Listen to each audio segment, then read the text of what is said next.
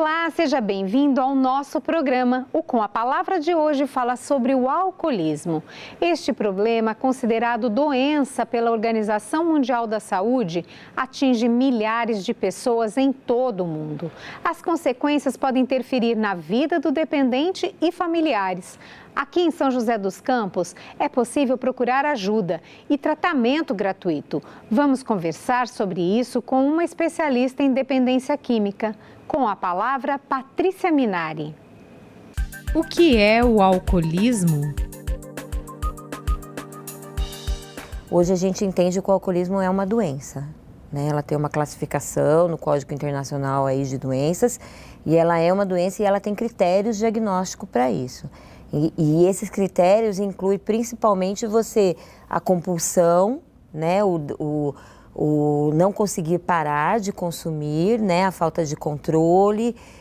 Então eu digo assim, eu vou parar de beber, eu paro a hora que eu quiser, mas não é bem assim. Por exemplo, eu posso ficar 3 dias sem beber e ir ao bar com os amigos, falar que eu vou tomar um chopp só e não conseguir parar no primeiro chopp e beber o bar.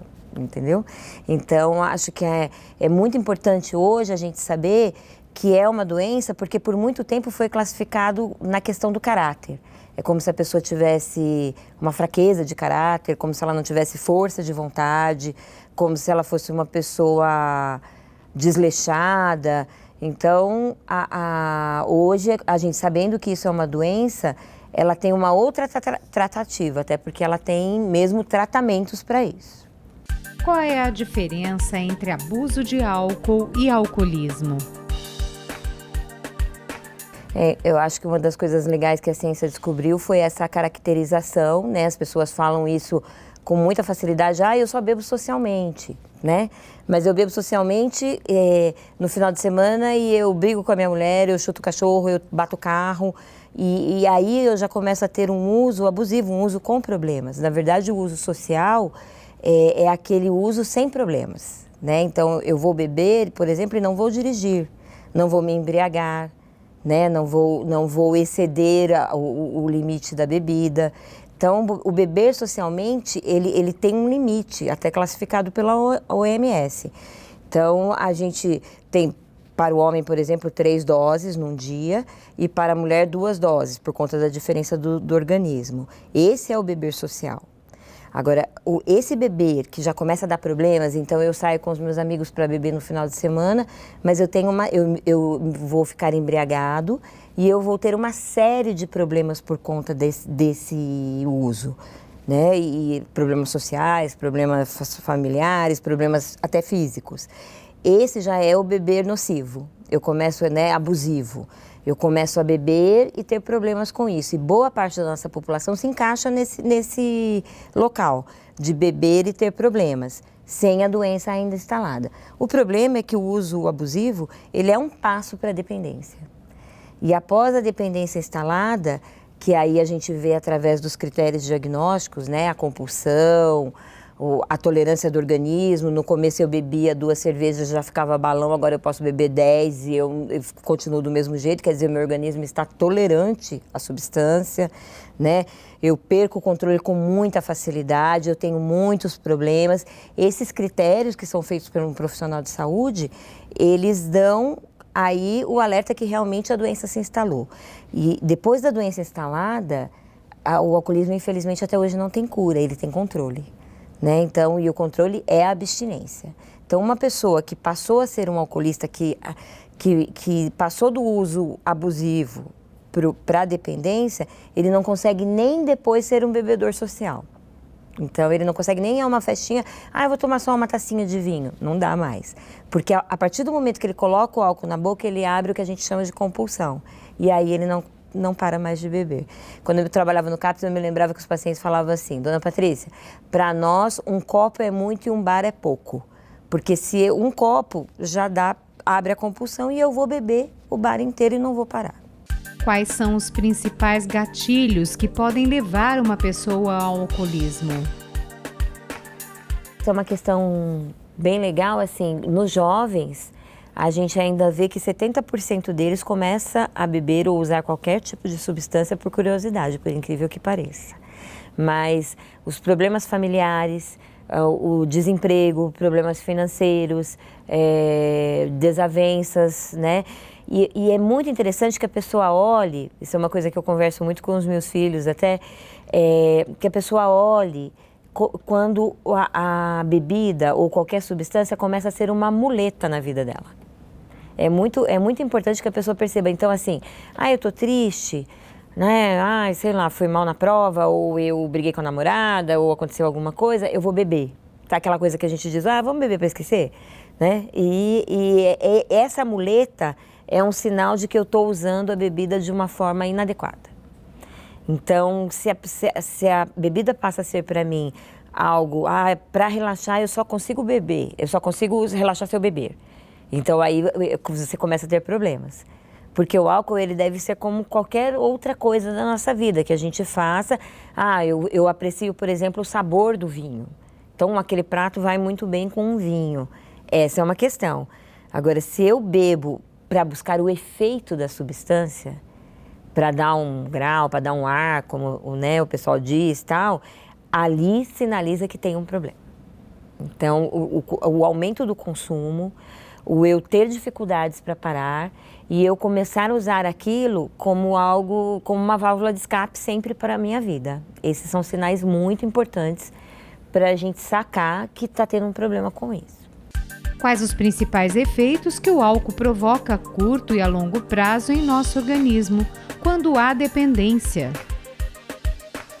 A curto prazo, a gente tem esses problemas, né, mais comuns, que são acidentes de trânsito. É um número imenso de acidentes de trânsito. Eu vi uma estatística nesses últimos tempos, parece que 80% dos acidentes de trânsito são causados pelo uso indevido de álcool. Não sei se esse é um número certo. Depois eu posso até olhar. Mas assim, a gente tem essa questão da direção, né, dos acidentes de trânsito, o sexo sem proteção, as violências todas, então violência doméstica, violência contra a mulher, violência contra menores, idosos. O álcool é presente em todas essas questões, além dos problemas físicos que também são, né, a curto prazo, como por exemplo você começar a ter várias vezes você ter problemas de ressaca, vamos dizer assim, né? Que é aquele pós-bebedeira que traz muitos problemas físicos e além das questões do dia a dia, que são a questão da imagem, da pele, o de você começar a ter dor de estômago. Tem uma série de doenças que aparecem logo em seguida que você começa o uso do álcool.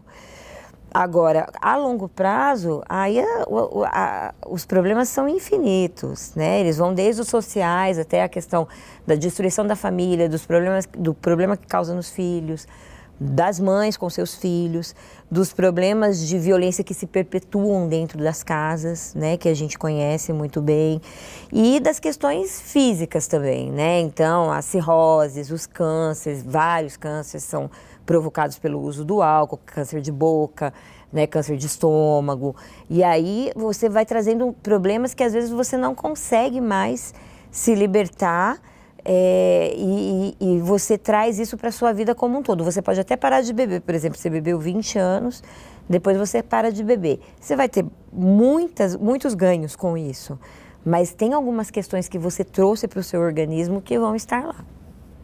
Como está o cenário atual do alcoolismo em São José dos Campos? Então, o cenário em São José, ele é como de todo o país. Mais de 10% da nossa população tem problemas de alcoolismo. E esse é um número muito grande, né? Se a gente for pensar, numa população de 700 mil habitantes, nós temos aí 70 mil pessoas em torno com problemas com o alcoolismo. Em vários graus, em várias formas, nem todo mundo procura tratamento, né? E nem todo mundo às vezes sabe que tem esse problema, mas como todo país a gente tem esse cenário que é caótico, né? Você pensar que você tem uma doença dessa instalada na população nesse tanto, né? Então acho que é um problema grande. O alcoolismo é para nós que trabalhamos com as dependências e que trabalhamos com saúde, um problema de saúde pública, porque ele acomete boa parte da nossa população. Quais os principais tratamentos para o alcoolismo? Então, o tratamento do alcoolismo, ele vai, é assim, com esse tempo todo que eu trabalho com as dependências, né, estudando tal, o que a gente aprende? Que não tem um tratamento melhor, nem o que dá mais resultado. O tratamento das dependências, ele tem um prognóstico, ou seja, ele tem um resultado bem ruim. Por isso que eu falo bastante da prevenção, que é importante a gente prevenir, porque o tratamento é um tratamento difícil. Os melhores tratamentos, eles dão, assim, os que dão melhores índices, na verdade, dão 20%, por exemplo, uma pessoa que se destina a parar de beber, que depois que adquiriu o alcoolismo, 20% delas, 1 ano, conseguem manter a abstinência. Então, é uma doença de trato difícil, né? Então, a gente tem várias formas de tratamento e não existe um melhor, que desponte. Na verdade, existe aquele que a pessoa se adequa a ele. Então, nós temos, por exemplo, os grupos de autoajuda, o AA, o NA, Pastoral da Sobriedade, na nossa diocese, aqui em São José dos Campos, nós temos em quase todas as paróquias. E esses grupos dão muito certo, tem pessoas que se encontram muito bem nesses grupos e ficam abstinentes anos e anos e anos com a filosofia dos grupos de autoajuda, que é o por hoje não, né? Eu percebi que eu sou impotente frente ao álcool, tem várias coisas que eles colocam. Muita gente se beneficia desses grupos. Nós temos um outro tipo de tratamento que é o ambulatorial. Então, a pessoa vai, temos lá o CAPS-AD ou um ambulatório de saúde mental, ele passa por um psicólogo, passa por um psiquiatra, trabalha essa questão, na maioria das vezes precisa de uma medicação, porque tem os sintomas de abstinência, e aí você consegue controlar a pessoa deixar de beber com esse tratamento ambulatorial.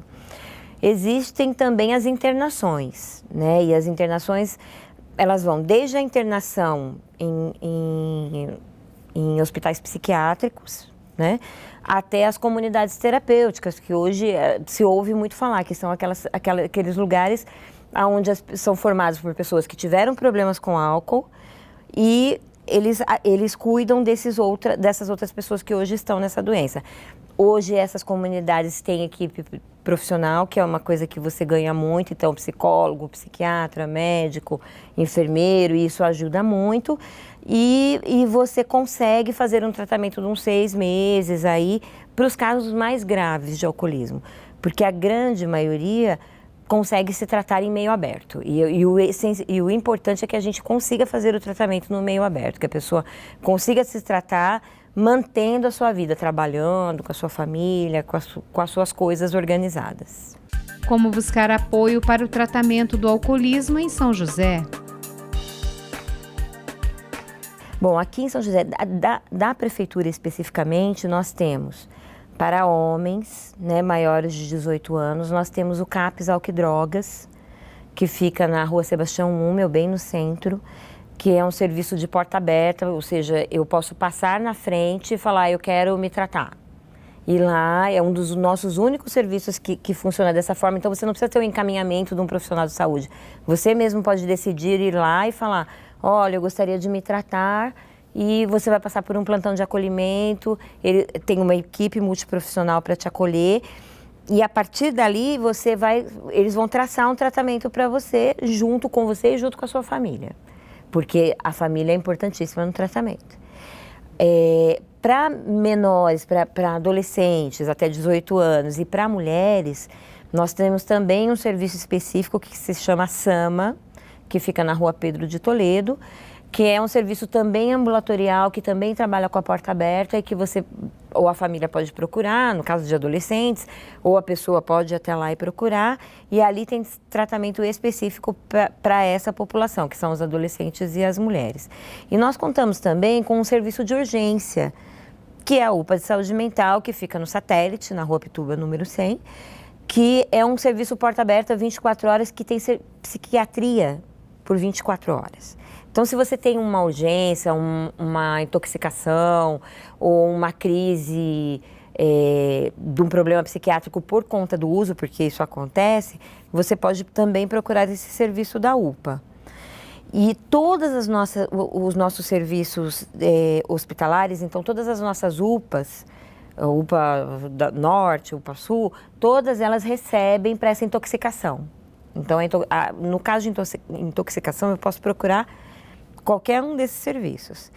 E as unidades básicas de saúde também hoje estão preparadas para receber, acolher e encaminhar tanto a família quanto as pessoas que têm problema. Eu tenho um filho que tem problema, mas ele não quer se tratar. Vai você, vai lá na UBS, conversa com a enfermeira, vê o que ela pode te ofertar, porque muitas vezes as pessoas se conscientizam do seu problema quando a família muda de postura. Então, é importante que a pessoa procure tratamento, mas se a pessoa não quiser, a família pode procurar. Terá tratamento para ela, entendeu? Qual é a importância da participação da família no tratamento do alcoolismo? Acho que a família tem um papel super importante na prevenção, né? Porque como é uma doença crônica, ou seja, sem cura, o nosso melhor caminho é prevenir. Então, eu acho que a família tem um papel importantíssimo na prevenção. Qual é esse papel da família? Não adianta a gente entrar numa linha, né, pegar uma rua da hipocrisia e dizer, não beba, né, não consuma álcool, porque não é isso, não vai dar certo. O que a gente precisa é que os pais tenham um consumo, os familiares em si tenham um consumo consciente, né, que eles saibam se vai beber, se saibam beber, saibam quando parar, e que eles saibam conversar com os filhos sobre essa questão dentro de casa. Porque informação sobre as dependências nós temos muitas. Nessa mesma pesquisa em que a gente percebeu aí o início do consumo aos 12 anos, a gente também soube que mais de 70% dos meninos e das meninas tinham informação sobre o problema do alcoolismo. Porque nas nossas escolas, tanto municipais quanto estaduais, nós temos o ProERD em todas elas. Então, a informação nós temos, mas a prevenção ela começa em casa. Então, a importância dos pais começa na prevenção. A importância da família continua quando a pessoa começa a demonstrar problemas. Eu preciso ver e enxergar o problema e abordar o problema. Eu não posso fazer de conta que o problema não existe.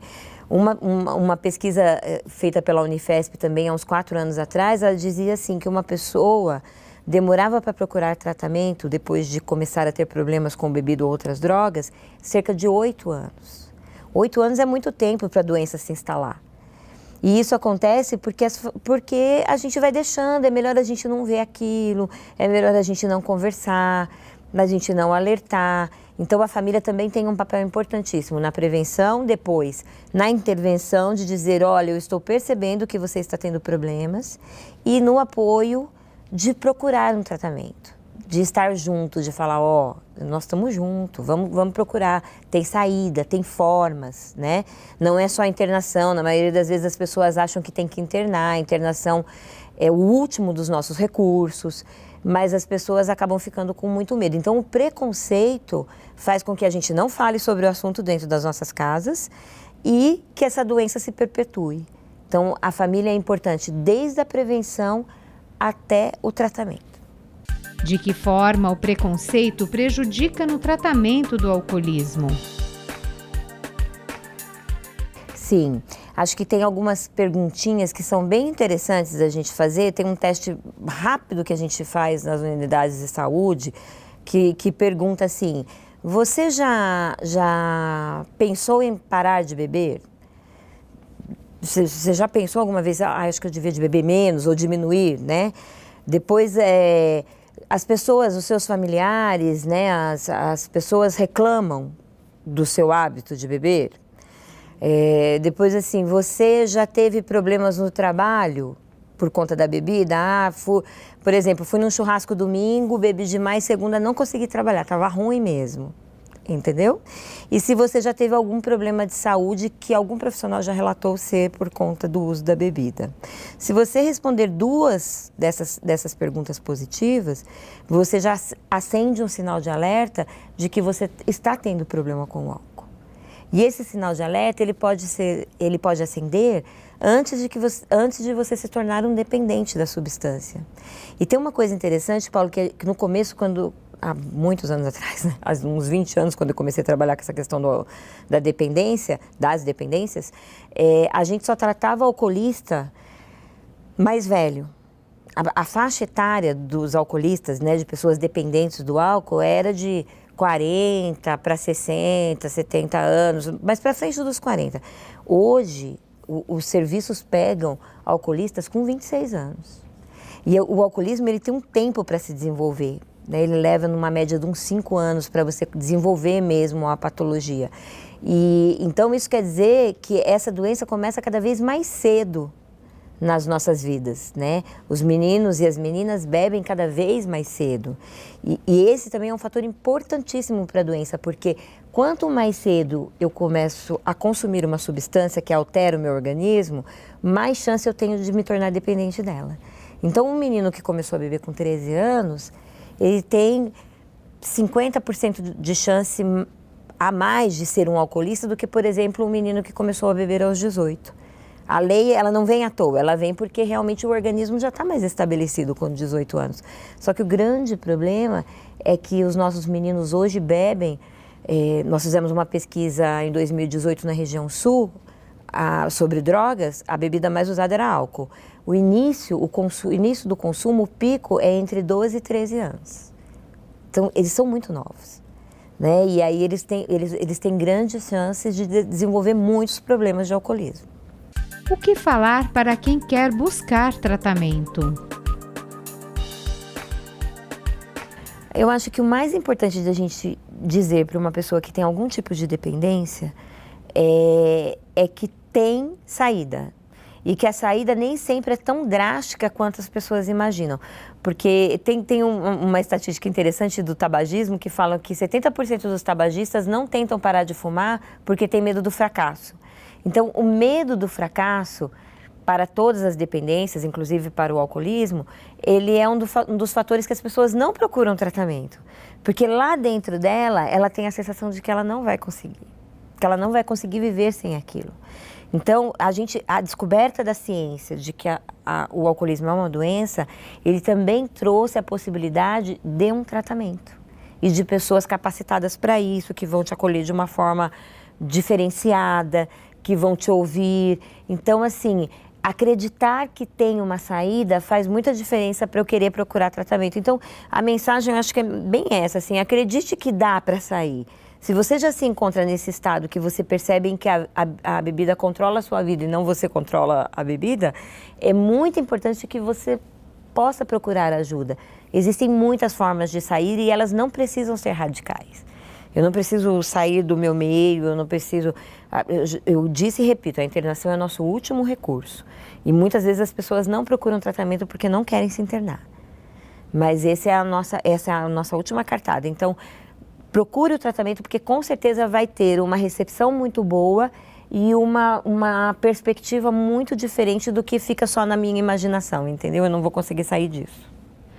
O Com a Palavra fica por aqui. Acompanhe o programa no nosso canal do YouTube. Obrigada pela companhia. Até a próxima!